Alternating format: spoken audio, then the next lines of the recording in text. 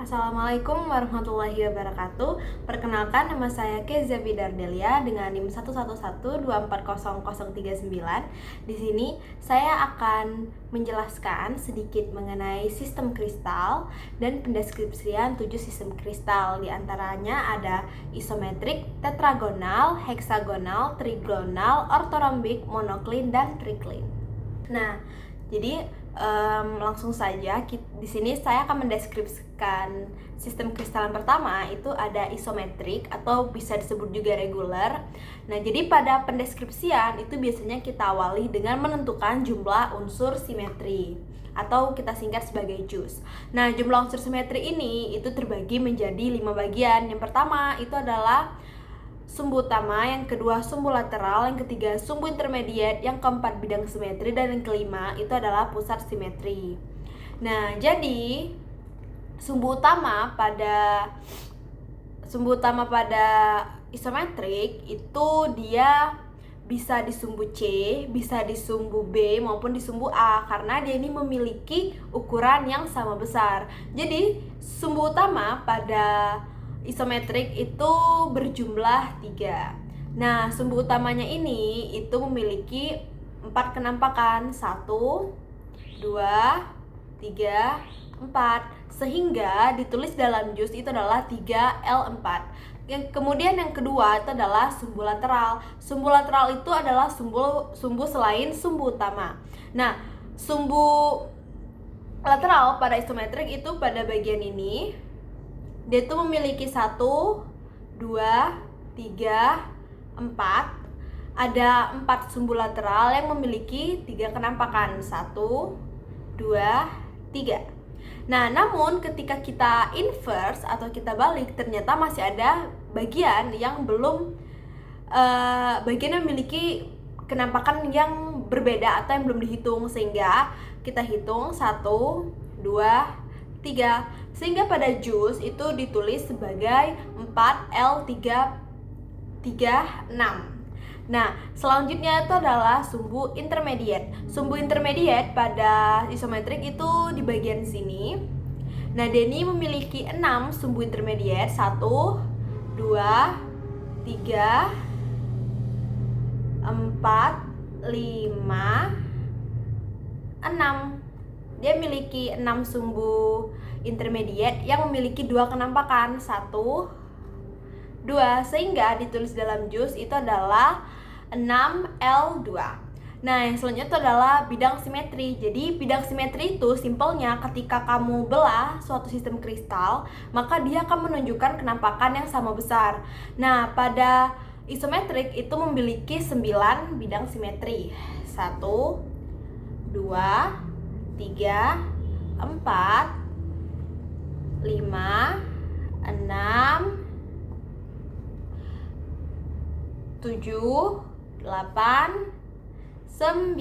Dia memiliki 9 bidang simetri. Dan yang terakhir itu adalah sentrum atau pusat simetri.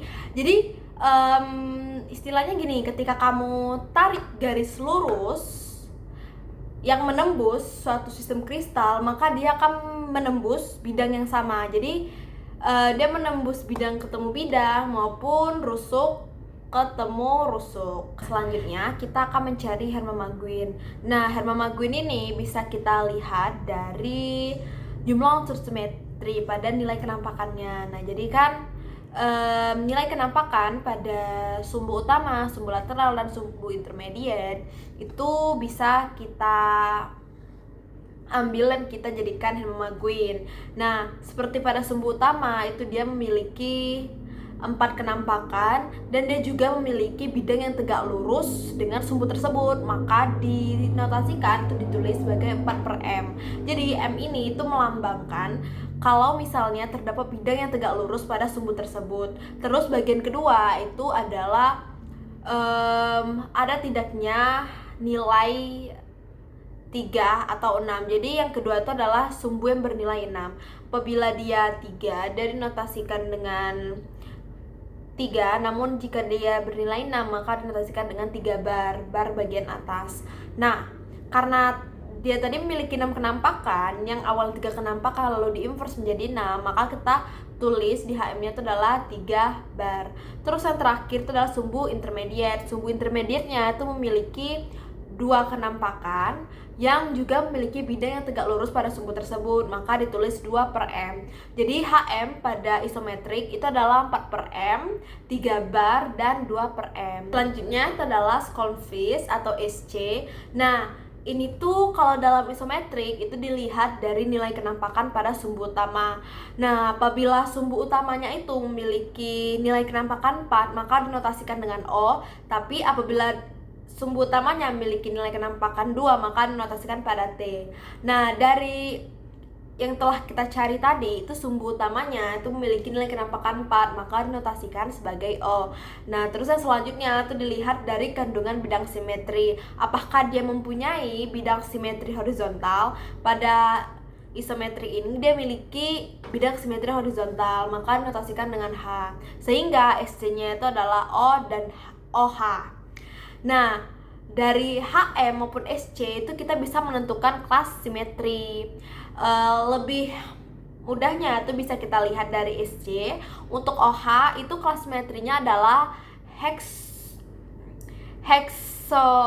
heksotahedral. Nah, yang selanjutnya itu adalah notasi simbol. Notasi simbol itu ada banyak, dilihat dari nilai kenampakannya. Kalau misalnya nilai kenampakannya 2, maka notasi simbolnya adalah lingkaran. Kalau 4 persegi, kalau misalnya 6 itu persegi 6, kalau misalnya 3 segitiga. Kalau misalnya kenampakannya 3 namun bisa diinverse, itu simbolnya persegi 6 yang di dalamnya itu ada segitiga. Nah, untuk di sumbu utama pada isometrik, dia itu notasi simbolnya itu adalah persegi karena dia memiliki 4 kenampakan. Nah, di sumbu C, sumbu A maupun sumbu B itu notasi simbolnya adalah persegi. Nah, kalau misalnya di bagian sumbu lateral itu dia notasi simbolnya tuh persegi 6 yang di dalamnya itu ada segitiga karena dia kenampakannya 3 namun bisa diinverse sehingga menjadi 6. Nah, untuk di bagian sumbu lateral karena nilai kenampakannya 2, maka notasi simbolnya adalah lingkaran. Untuk notasi bidang pada isometrik itu adalah 100. Terus selanjutnya kita beralih ke sistem kristal yang berikutnya, yaitu tetragonal. Nah, pada tetragonal kita singkat saja langsung untuk menentukan jus. Di tetragonal itu sumbu utamanya itu adalah sumbu C karena sumbu utama itu adalah sumbu yang memiliki ukuran yang paling panjang. Jadi sumbu utamanya itu di sini. Nah, sumbu utama pada tetragonal tuh hanya ada 1 dan dia memiliki 4 kenampakan. 1, 2, 3, 4. Sehingga kita tulis sebagai L4. Nah, selanjutnya itu adalah sumbu lateral. Nah, sumbu lateral itu adalah sumbu selain sumbu utama atau selain sumbu C. Jadi di tetragonal itu sumbu lateralnya bisa sumbu A maupun sumbu B. Jadi sumbu lateral pada tetragonal itu ada 2. Nah, dia ini memiliki 2 kenampakan, 1, 2, sehingga kita tulis sebagai 2L2. Terus selanjutnya itu adalah intermediate, sumbu intermediate. Sumbu intermediate itu sumbu yang diantara sumbu-sumbu lainnya, itu di bagian sini nih. Nah, ini ada dua sumbu intermediate. Nah, sumbu intermediate pada tetragonal itu memiliki 2 kenampakan sehingga ditulis 2L2. Terus bidang simetri pada tetragonal tuh ada 5. 1, 2, 3, 4, 5. Ada 5 sehingga ditulis sebagai 5P. Dan yang terakhir di tetragonal dia itu terdapat pusat simetri karena ketika kita tarik lurus maka dia akan bertemu bidang dan bidang sehingga ditulis sebagai C. Jadi jumlah unsur simetri pada tetragonal itu adalah L4, 2L2, 2L2, 5P, C. Yang selanjutnya itu adalah Herma Maguin atau HM. Seperti yang sudah kita cari pada isometrik, bisa kita lihat dari nilai kenampakan pada sumbu utama, lateral, dan intermediate. Nah, ketiga sumbu tersebut itu memiliki bidang yang tegak lurus pada sumbunya, sehingga HM pada tetragonal itu ditulis sebagai 4/M, 2/M, dan 2/M. Selanjutnya itu adalah SC. SC pada tetragonal itu berbeda dengan isometrik. Nah, SC pada tetragonal itu ada 3 bagian. Bagian pertama itu dilihat dari nilai kenampakan pada sumbu lateral. Nah, apabila dia memiliki 2 nilai kenampakan, maka dinotasikan sebagai D. Namun, apabila dia tidak memiliki nilai kenampakan, maka dinotasikan sebagai C. Nah, pada tetragonal, sumbu lateralnya itu memiliki nilai kenampakan 2, maka kita notasikan sebagai D. Kemudian, di bagian 2-nya, itu merupakan nilai kenampakan pada sumbu utama. Nah, nilai kenampakan pada sumbu utama di tetragonal itu adalah 4. Dan yang terakhir, sama seperti tadi, itu dilihat dari kandungan bidang simetri, apakah dia memiliki bidang horizontal. Nah, di tetragonal itu dia memiliki bidang horizontal, maka kita notasikan dengan H. Sehingga SC pada tetragonal itu adalah D4H. Nah, setelah kita menemukan SC, kita bisa menemukan kelas simetri. Jadi kelas simetri pada tetragonal itu adalah di tetragonal bipiramidal. Terus selanjutnya tuh ada notasi simbol, sama seperti sebelumnya. Untuk di sumbu C, notasi simbolnya itu adalah persegi karena dia memiliki 4 kenampakan. Kalau misalnya di sumbu B, dia hanya 2 kenampakan, jadi notasi simbolnya tuh lingkaran. Di sumbu A pun sama, dia hanya memiliki 2 kenampakan, jadi notasi simbolnya tuh adalah lingkaran.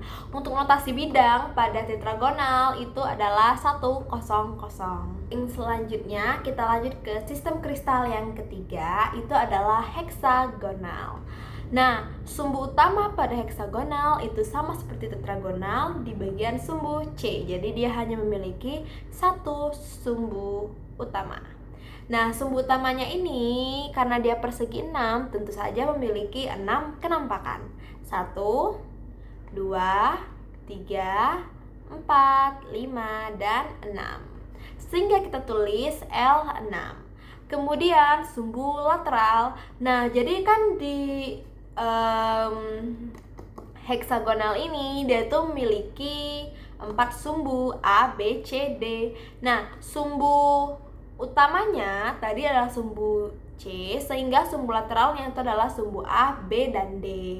Jadi dia memiliki 3 sumbu lateral yang memiliki 2 kenampakan. 1, 2, sehingga kita tulis sebagai 3L2.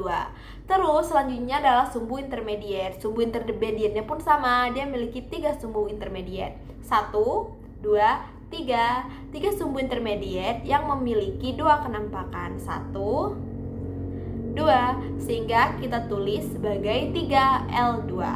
Kemudian bidang simetri. Jadi di heksagonal itu ada 7 bidang simetri. Ada 1, 2, 3, 4, 5,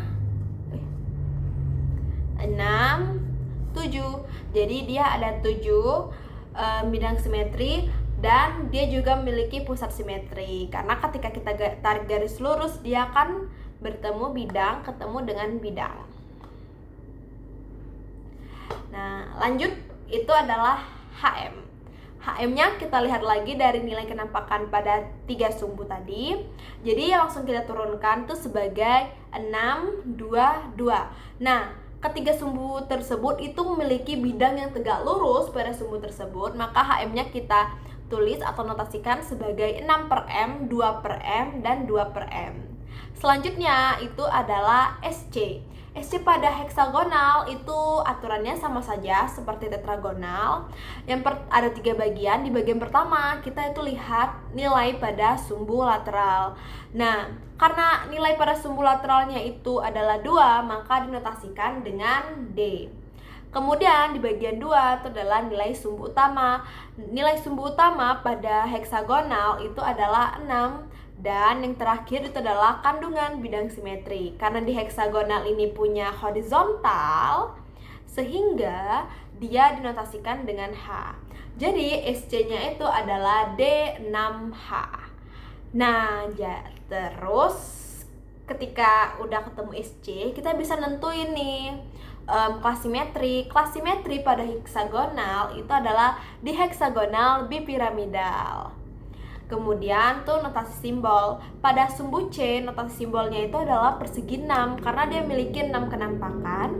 Pada sumbu A, itu dia dinotasikan sebagai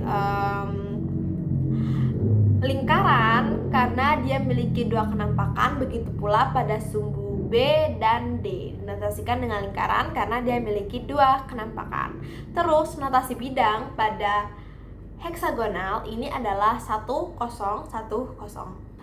Oke, sistem kristal keempat itu adalah trigonal. Nah, trigonal ini hanya memiliki satu sumbu utama, itu di bagian sini.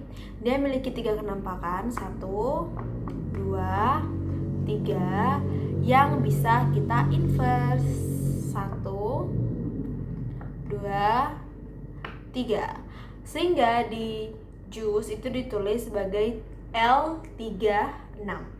Nah, yang selanjutnya itu adalah sumbu lateral. Sumbu lateral pada trigonal itu dipegang seperti ini. Tapi ketika kita putar, dia tidak menunjukkan kenampakan yang sama, sehingga dia tidak dicantumkan ke dalam jumlah unsur simetri.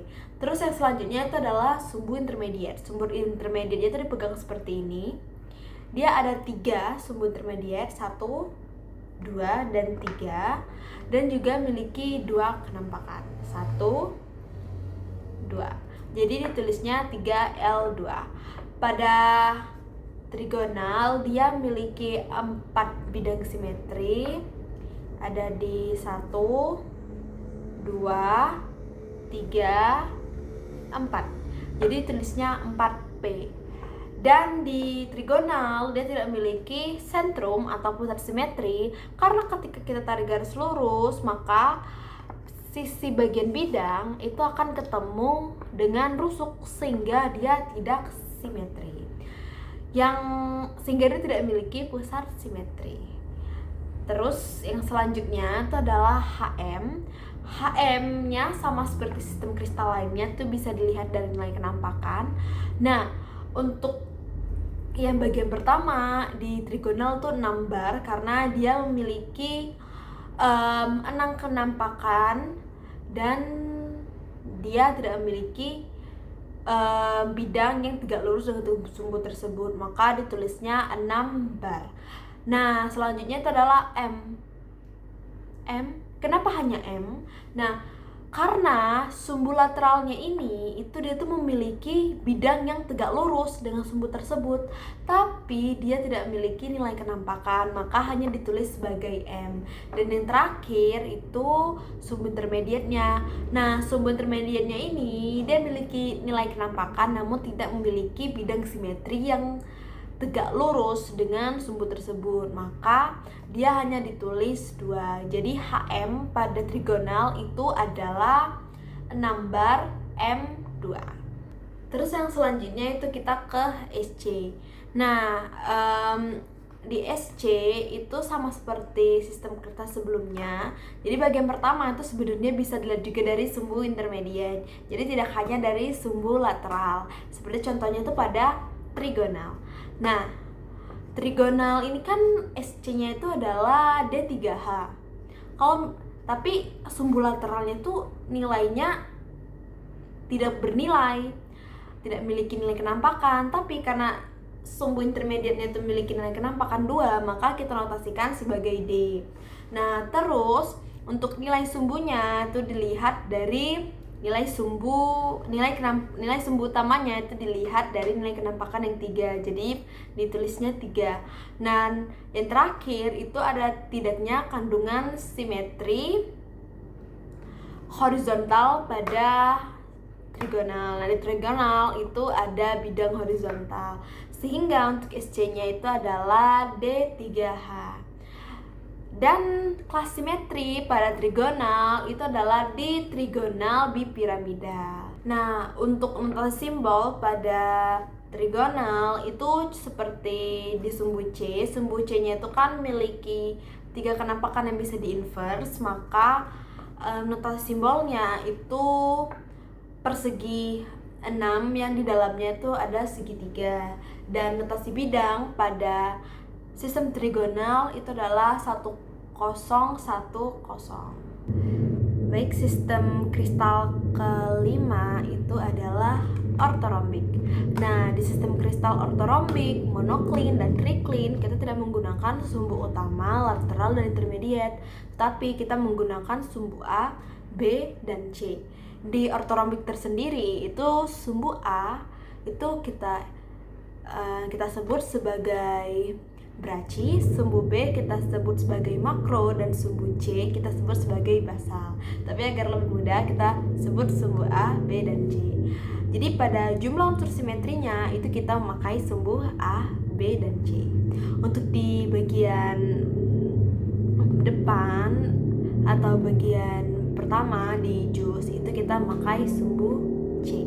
Nah, sumbu C-nya itu hanya ada 1 dan memiliki 2 kenampakan, sehingga kita tulis sebagai L2. Terus yang selanjutnya itu adalah sumbu A. Sumbu A-nya tuh di sini. Sumbu A-nya juga hanya 1 dan dia memiliki 2 kenampakan, sehingga ditulis L2. Dan yang terakhir itu adalah sumbu B. Sumbu B-nya tuh seperti ini. Dan dia juga memiliki 1 sumbu B dan memiliki 2 kenampakan, sehingga ditulisnya sebagai L2. Nah, lanjut itu adalah bidang simetri. Di ortorombik itu hanya memiliki 3 bidang simetri, yaitu 1, 2, dan 3, sehingga ditulis dengan 3P. Dan di ortorombik dia juga memiliki pusat simetri, karena kalau kita tarik garis lurus nih, garis hayal, dia tuh menembus bidang, ketemu lagi sama bidang. Beda sama yang trigonal tadi. Jadi jumlah unsur simetri pada ortorombik itu adalah L2, L2, L2, 3P, dan C. Yang selanjutnya itu adalah HM. HM sama seperti sistem kristal yang lainnya, itu kita lihat dari nilai kenampakan. Nah, semua sumbu pada ortorombik itu memiliki bidang yang tegak lurus dengan sumbu tersebut, sehingga untuk HM-nya adalah 2/M, 2/M, dan 2/M. Nah, untuk SC pada ortorombik itu sama seperti tetragonal, heksagonal, dan trigonal. Itu untuk bagian pertama kita lihat dari nilai sumbu lateral atau intermediate, tapi di sini kita lihat dari nilai sumbu B atau A. Karena dia memiliki 2 nilai kenampakan, maka kita notasikan dengan D. Dan untuk sumbu utama atau sumbu C-nya itu dia memiliki nilai kenampakannya 2. Dan juga di ortorombik dia memiliki bidang horizontal, sehingga untuk SC pada ortorombik itu adalah D2H. Lanjut ke kelas simetri. Kelas simetri pada ortorombik itu adalah ortorombik bipiramida dengan notasi simbol. Untuk notasi simbol pada ortorombik di sumbu C itu dia hanya memiliki 2 kenampakan, sehingga simbolnya itu adalah lingkaran. Sumbu A dia juga hanya memiliki 2 kenampakan, sehingga notasi simbolnya itu adalah lingkaran. Sumbu B juga dia hanya memiliki 2 kenampakan, sehingga notasi simbolnya adalah lingkaran. Lanjut, sistem kristal ke-6 itu adalah monoklin. Nah, monoklin ini itu sama seperti ortorombik, jadi kita pakai sumbu A, B, dan C. Untuk sumbu A di monoklin itu dinamakan sebagai klino, sumbu B itu orto, dan sumbu C itu adalah basal. Nah, sumbu C pada monoklin itu dia tidak memiliki nilai kenampakan karena kenampakannya itu berbeda, sehingga khusus monoklin untuk sumbu C-nya itu kita pindahkan di bagian sumbu B. Sehingga ini sumbu C, ini sumbu B, dan ini adalah sumbu A. Nah, untuk sumbu C-nya ini memiliki 2 nilai kenampakan, sehingga kita tulis sebagai L2. Tapi untuk sumbu A dan sumbu B-nya itu dia tidak memiliki nilai kenampakan, sehingga tidak kita tulis. Dan untuk bidang simetri pada monocline itu hanya ada 1 di bagian sini. Dan untuk pusat simetri itu monocline memiliki pusat simetri karena kalau kita bikin garis hayal dia menembus bidang dengan bidang, sehingga jumlah unsur simetri pada monocline itu adalah L2PC. Nah, lanjut itu adalah HM. Karena yang memiliki nilai kenampakan hanya sumbu C, maka HM pada monocline pun hanya 1. Dan sumbu C ini tuh memiliki bidang yang tegak lurus dengan sumbu tersebut, maka HM pada monocline itu adalah 2/M. Nah, lanjut itu ke SC. Jadi SC pada monocline itu sama saja. Untuk yang bagian depan itu kita lihat dari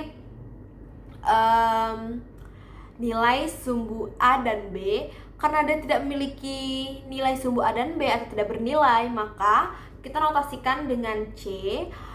Dan nilai kenampakan pada sumbu C-nya itu adalah 2. Dan juga monocline itu dia memiliki bidang horizontal di bagian sini, sehingga untuk SC pada monocline itu adalah C2H. Jadi kelas simetri pada monocline itu adalah prismatik dengan notasi simbol itu di bagian sumbu C, atau bisa dibilang juga ini tuh sumbu B.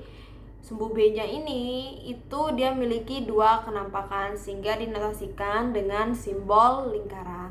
Untuk notasi bidangnya sama seperti ortorombik, itu berbeda berdasarkan sumbunya.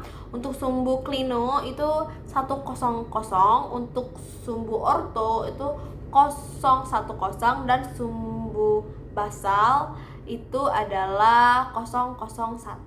Sistem kristal yang terakhir itu adalah tricline. Nah, untuk jumlah unsur simetri pada tricline itu hanya C atau sentrum atau pusat simetrinya. Karena tricline ini ukuran panjang sumbunya itu tidak sama panjang semua, tidak sama besar semua. Jadi sumbu A tidak sama besar atau tidak sama panjang dengan sumbu B. Sumbu B juga tidak sama dengan sumbu C, sehingga jumlah unsur simetri pada tricline itu hanya C. Selanjutnya itu adalah HM. HM pada tricline itu tidak seperti sistem kristal yang lainnya, dia memiliki ketentuan tersendiri. Nah, jadi di tricline itu ada 2 ketentuan. Yang pertama, apabila dia punya titik simetri, maka kita notasikan dengan 1 bar. Tapi apabila dia punya unsur simetri, maka kita notasikan dengan 1. Nah, di tricline ini dia memiliki titik simetri, sehingga HM-nya itu adalah 1 bar. Untuk SC pada tricline itu dia sama seperti HM-nya, dia memiliki ketentuan tersendiri. Dan untuk 1 bar itu jika berdasarkan ketentuannya, maka SC-nya itu adalah CI. Sehingga kelas simetri pada tricline itu adalah pinakoidal. Dan untuk notasi simbol pada tricline itu tidak ada notasi simbol karena dia tidak memiliki nilai kenampakan. Dan untuk notasi bidang pada tricline untuk Braci itu adalah 100, Braci itu adalah sumbu A. Untuk makro atau sumbu B itu adalah 010, dan basal atau sumbu C itu adalah 001. Baik, mungkin itu saja yang dapat saya sampaikan. Sebelumnya saya ucapkan terima kasih atas kesempatan yang diberikan, dan saya juga mengucapkan permohonan maaf apabila materi yang saya berikan atau penjelasan yang saya sampaikan itu masih kurang dipahami dan materinya juga masih kurang lengkap, karena di sini saya juga masih perlu banyak belajar dan mendalami materi mengenai sistem kristal ini. Mungkin itu saja yang dapat saya sampaikan. Terima kasih. Wassalamualaikum warahmatullahi wabarakatuh.